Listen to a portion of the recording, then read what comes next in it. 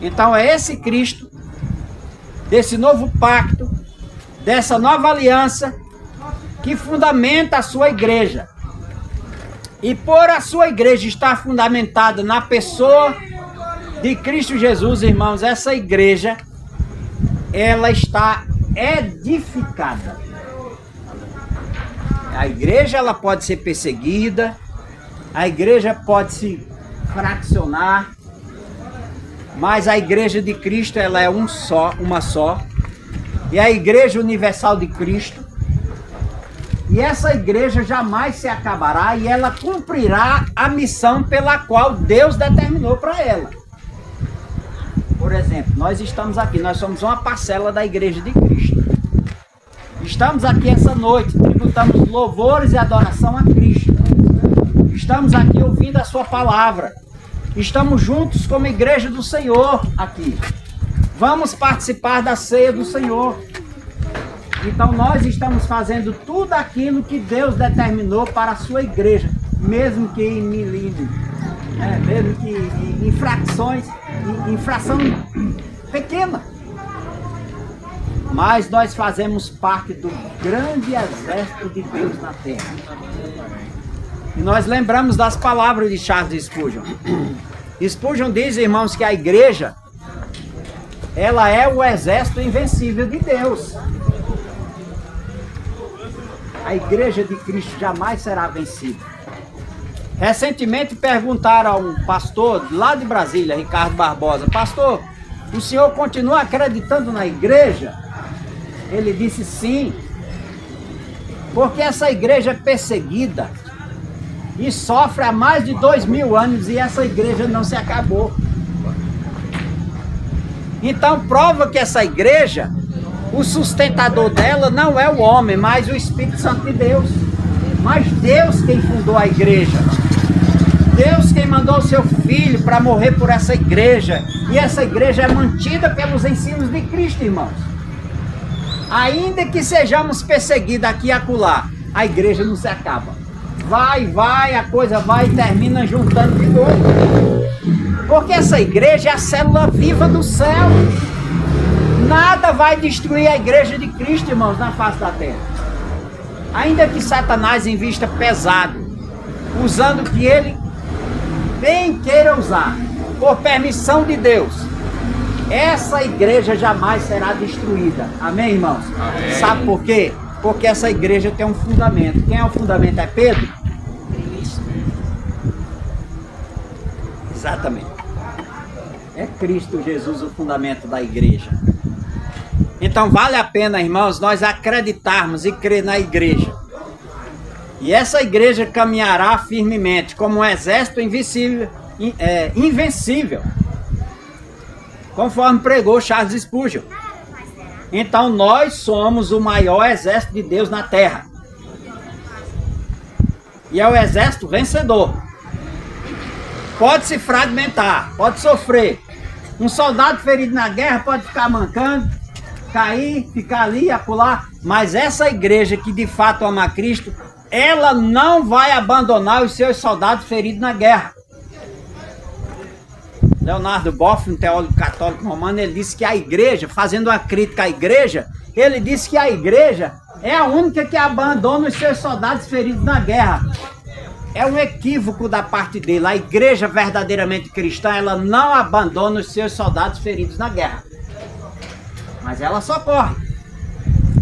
A menos que essa pessoa, uma vez ferida e não queira ser restaurada, não queira voltar à comunhão, a gente não pode fazer nada. Como teve... Eu já vivi situação, deu uma pessoa que passou uma situação muito difícil, e ela chegou para mim e disse para mim assim: pastor, eu sou um caso perdido, desista de mim. Eu disse: eu posso desistir de você, mas se você for um eleito, Deus não vai desistir de você. Você foi exortado, você quer viver uma vida de prostituição, abandonou sua esposa e seus filhos, você entrou nesse mundo obscuro, tenebroso, dominado por Satanás, você não quer voltar ao redil do Senhor. Eu estou te exortando, a igreja não deixou de dar apoio a você, de lhe aconselhar, de lhe visitar, mas você está tomando atitude por si próprio, dizendo que a gente pode desistir de você. Então você está nas mãos de Deus ou do diabo? Deus cuidará de você. Mas nunca o abandonamos, irmãos. Fizemos de tudo. Não sei hoje, faz muito tempo isso. Mas não é verdade que a igreja de Cristo abandona os seus soldados feridos na guerra. Isso não é verdade. Porque nós somos irmãos uns dos outros. A alegria de cada um é a nossa alegria mútua. A dor de cada um é a nossa dor. Por quê? Porque Cristo nos uniu pelo seu sofrimento, pela sua vida. E essa igreja que é unida, irmãos, pelo sofrimento, pela dor, mas comprada pelo sangue de Cristo, é uma igreja que vai prevalecer. Amém. Porque é promessa da palavra. Tu és Pedro, eu edificarei a minha igreja sobre esta tua declaração a meu respeito, Pedro, e as portas do inferno não prevalecerão contra a igreja. Contra a igreja do Senhor, irmãos. Isso é graça. Isso é promessa segura. Então, irmãos, nós somos o exército invencível de Deus, como disse Charles Spurgeon. Nós temos o maior arsenal de guerra. Qual é o maior arsenal de guerra da igreja, irmãos? É um fuzil, é um 38, é um cacete? Não. O maior arsenal de guerra da igreja é a palavra de Deus, a Bíblia. A palavra de Deus. Quando ela entra no coração do homem, na sua mente, o homem é transformado. Casamento é restaurado, família, as coisas se ajustam. O mal que prevalece na sociedade é diminuído e muitas vezes desaparece pela pregação fiel e a vivência da palavra de Deus. Porque a palavra de Deus, ela tem poder em si, irmãos. E o que nós precisamos fazer como igreja é não abrir mão de pregar essa palavra, quer na rua, quer em casa, quer no trabalho, na escola, nos relacionamentos do dia a dia, no bate-papo de um amigo, na caminhada, colhendo uva, onde quer que seja. Nós somos o bom perfume de Cristo. Nós somos sal da terra e luz do mundo. Onde o cristão está, as trevas desaparecem. Quando o cristão está em sintonia com a palavra, ele atrapalha as obras das trevas. Porque Satanás, ele não aguenta a presença de um cristão autêntico, irmãos. Atrapalha a obra dele. Sabe por quê? Porque ele veio justamente para brilhar. Nós somos os vagalumes de Deus. As serpentes das trevas não suportam o nosso brilho. E nós não podemos desistir, irmãos. A perseguição é grande, o sofrimento é grande. Mas Deus nos chamou para essa missão celestial, nobre. E em função disso, irmãos, nós temos que continuar. Por quê? Porque nós temos o maior arsenal de guerra. É a palavra de Deus.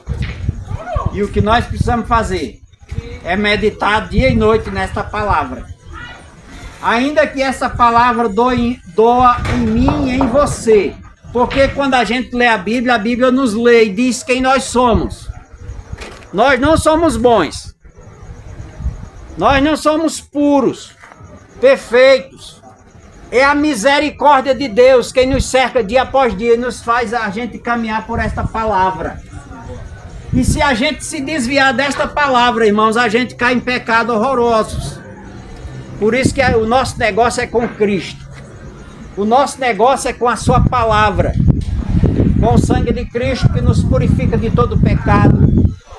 O nosso negócio é com a superabundância da graça de Deus, que é maior do que os nossos pecados. Então nós precisamos meditar essa palavra.